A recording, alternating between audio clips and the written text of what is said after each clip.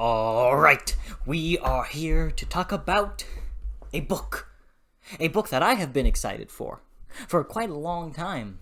A book that I had the pleasure of seeing in some of its earlier phases of cover forms.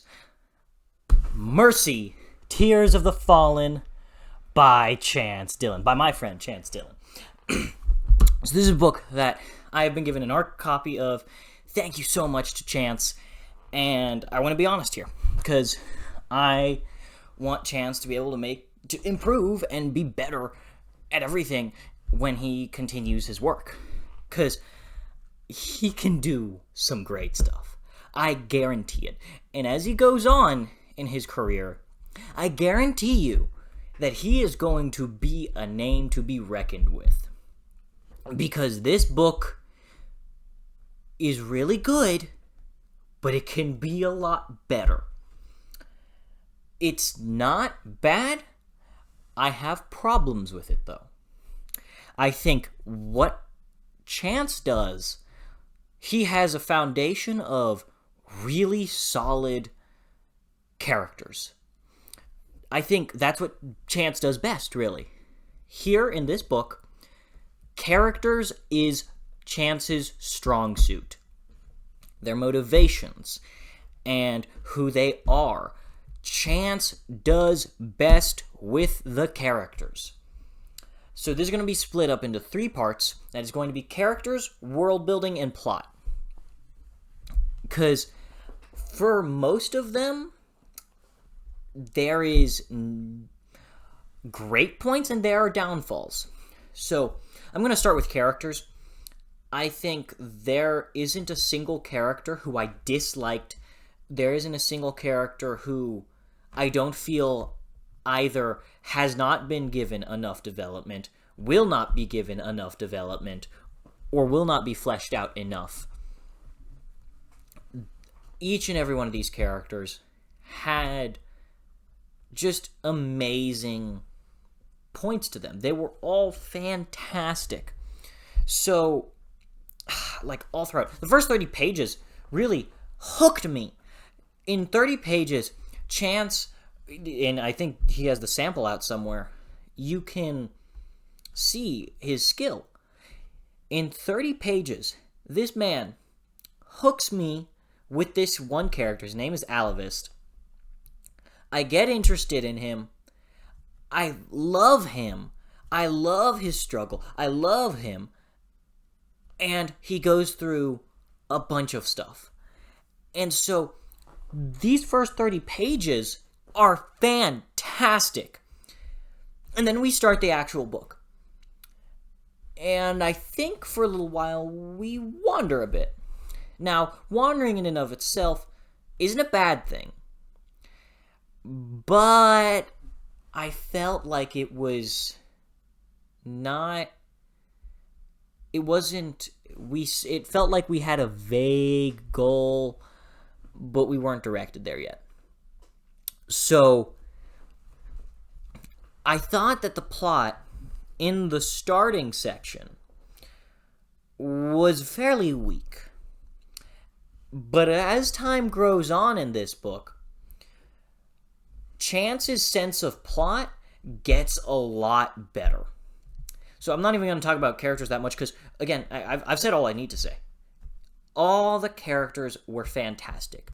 And if they weren't developed enough in this book, I'm confident that we will get more of them in future books. And that we will get more development in them. Or at least in the next book, because I believe it's 2 duologies. That will be the Tears of the Fallen, whatever. So, when it comes to plot, the first section, I said world building, then I'd talk about plot, but I'm talking about plot now. So, I think that the first section, it wasn't that strong. And there was a certain point in the story where, honestly, I was put off. Because there was a certain plot point that I did not think was very well set up. I did not think it was forecast very well, and I wasn't very happy with that. So, And I get what was being done there. I think it should have been forecast more. I still think that in some ways we should have been hinting at it a little bit here and there, that a certain character should have been like hinting at this certain revelation that we would get. And we weren't given it. And I wish we were given that. And maybe I'm wrong. Maybe that was there and I just didn't pick up on it. So maybe maybe I was being a bad reader. So that's a valid point there. But I don't think this was very well forecast. I don't think it was very well foreshadowed. And because I couldn't look back and say, that makes more sense now that we're at this point. That is to say, once.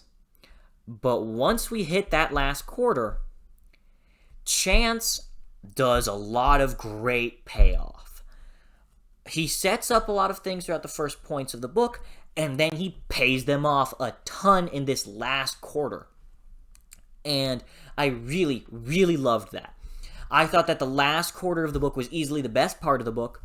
It was great payoff, and in general, just the most well done of the entire book. I felt like I could see him improving as we went on in the book. And it's as I said, I think the plot was weaker there. Now, what I think he does best is the politics. Every time we were in a political scenario, I was hooked. I loved the politics of Mercy Tears of the Fallen. I think that is my favorite aspect of this book. Every time we were in a political place, we were scheming and conniving, and people were trying to underhand one another. I loved that. That was probably my favorite aspect of this book. And easily, the politics was the best part. Because already, Chance has great characters. Characters who I'm already very invested in.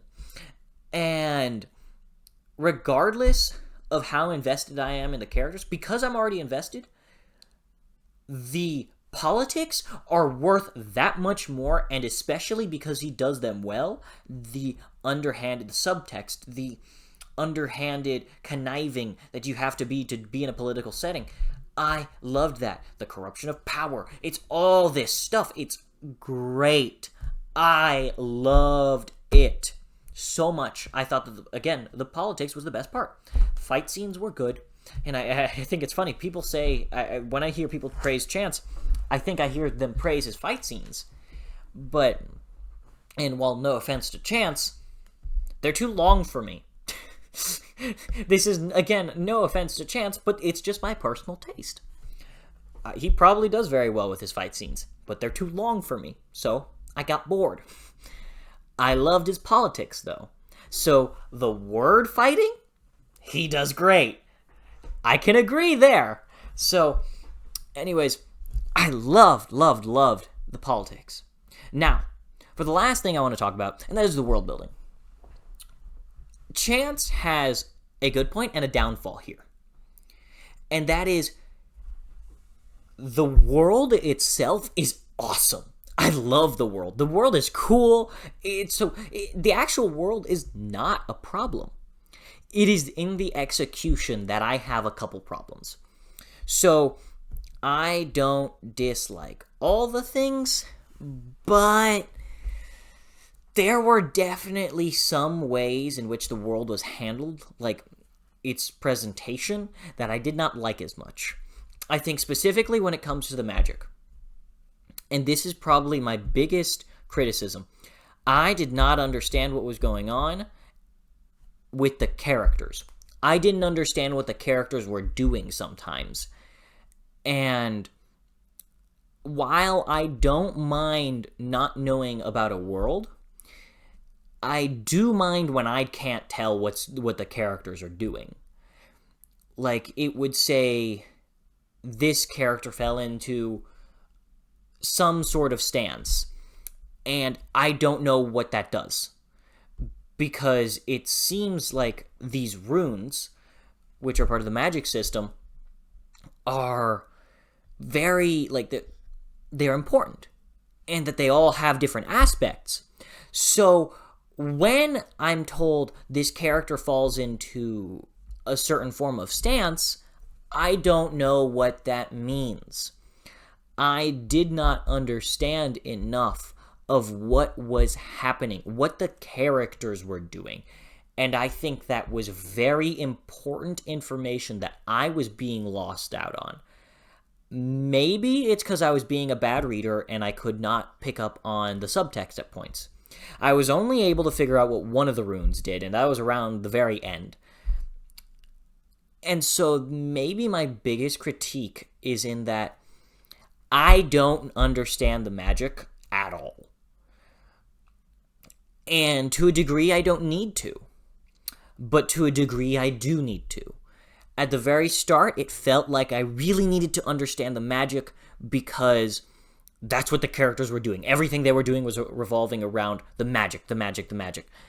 And eventually it became, I don't need to worry about it as much because their actions spoke for themselves.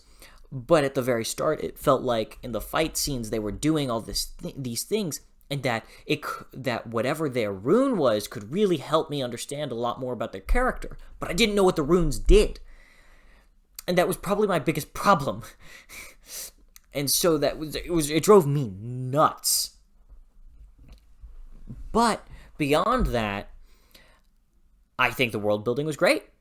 I don't have any problems with it. I really enjoyed the world, and it was a great setting. I think I'd have to wait a little bit longer to see if the setting is super good for the themes. I think they are, but I want to see how the setting will reflect the greater themes of pain equals growth throughout the series. So I'm very excited to see what Chance has up his sleeve for the rest of the series, because I loved Mercy Tears of the Fallen. I did. I know I'm nitpicking it. I'm being harsher on this because I really enjoy it. And it has minor flaws that I can pick at. But for the most part, I do really enjoy this book. And I am very excited to see where book 2 will go. And I am also very excited to see how Chance will grow as an author when we get to book 2. So, anyways, I loved this book. It was, for me, well, I really like this book. I'm saying love it. There were times when I could put it down. But 4 stars for me. I really solidly enjoyed this. So, definitely, I recommend giving it a shot. If you don't like it, you don't like it. But read the first 30 pages and see if that hooks you. If it doesn't hook you, don't even bother. I'm serious about that. Don't bother. It's not worth your time. But if those first 30 pages hook you, then stick with this book. Read the sample. Read the first 30 pages. Because the first 30 pages tell you how this entire book is going to feel. Like, is it going to be that good? It can reach that height again. Trust me. This book has some really high highs and a couple downfalls, but it does not make it bad. So, as I said, I really liked it. Do you plan to read Mercy Tears of the Fallen when it comes out? What are you thinking?